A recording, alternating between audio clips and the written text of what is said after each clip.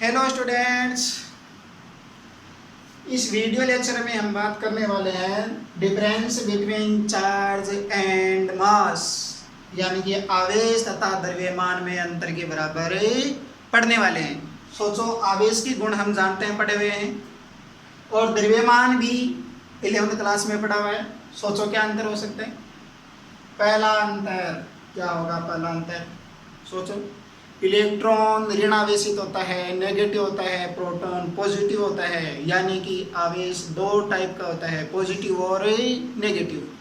लेकिन द्रव्यमान मास कभी भी पॉजिटिव और नेगेटिव नहीं होता है। क्या कभी पढ़ा है ऐसा कि या ऐसा होता है कि उसमें वजन है 50 kg है और उसमें वजन है -40 kg है, -40 -70। द्रव्यमान के बारे में सुना ऐसा कभी भी? नो। इसका मतलब द्रव्यमान ऑलवेज, द्रव्यमान है, मास है, वो क्या होता है? ऑलवेज पॉजिटिव होगा। लेकिन आवेश पॉजिटिव और नेगेटिव दोनों टाइप का हो सकता है। नंबर दो में हमने पढ़ा है आवेश के बारे में। आवेश क्वांटाइज्ड का फॉर्मूला Q बराबर plus minus n e, Q बराबर प्लस माइनस एन ई, यानी कि कभी भी किसी भी वस्तु पर जो आवेश होगा वो इलेक्ट्रॉन जो आवेश रखता है, एक इलेक्ट्रॉन आवेश रखता है, उसका पूर्ण गुणज होगा। यानी कि एक इलेक्ट्रॉन का आवेश किसी वस्तु पर हो सकता है, 2 का हो सकता है, 3 का हो सकता है, 10 का हो सकता है, लेकिन कभी भी 2.25 इलेक्ट्रॉन नो का जितना आवेश बनेगा वो आवेश कभी भी किसी वस्तु पर नहीं हो सकता। क्यों? आवेश जो इलेक्ट्रॉन है उसके टुकड़े करके किसी वस्तु पर, एक वस्तु से दूसरी वस्तु तक स्थानांतरित नहीं किया जा सकता है। पढ़ा था ना ये। आवेश क्वांटाइज्ड होता है, लेकिन मास के बारे में क्या कभी ऐसा फॉर्मूला पढ़ा है? नहीं सर, नहीं पढ़ा है। तो इसमें यहाँ पर पॉइंट में क्या लिखा जाएगा? पॉइंट में क्या लिखा जाएगा रे? पॉइंट में लिखा जाएगा कि नॉट एस्टेब्लिश्ड।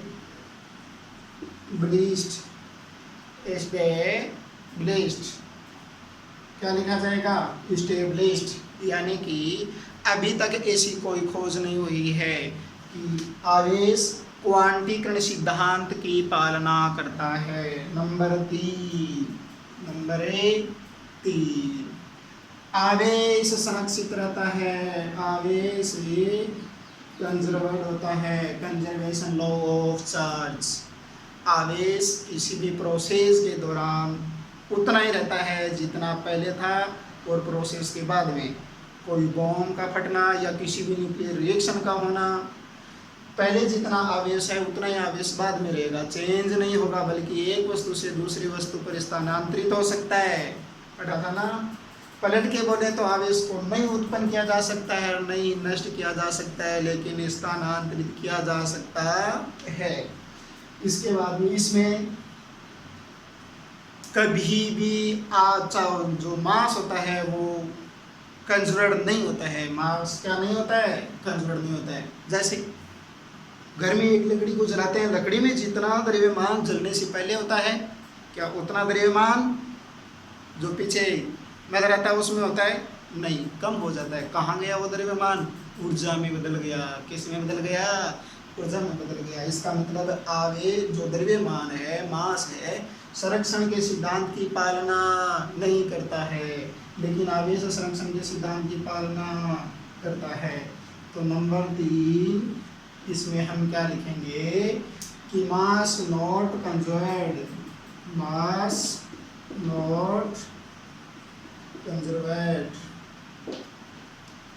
ऊर्जा में बदल जाता है। और वो ऊर्जा याद करो, E बराबर mc²। आइंस्टीन की ऊर्जा समीकरण द्रव्यमान ऊर्जा में बदल सकता है, ऐसा पढ़ा होगा 11वीं क्लास में। आगे देखें और सोचो। पॉइंट नंबर 4 क्या है? पॉइंट नंबर 4 कि आवेशों के बीच में फोर्स काम करता है। कैसे? जो लाइक चार्ज एक जैसे होते हैं उनमें क्या होती है, हमेशा ही दुश्मनी होती है। ये पढ़ा है ना, माइनस माइनस एक दूसरे के दुश्मन, भगाएंगे एक दूसरे के, धक्का लगाएंगे, प्रतिकर्षित करेंगे, रिपल्सिव करेंगे एक दूसरे को।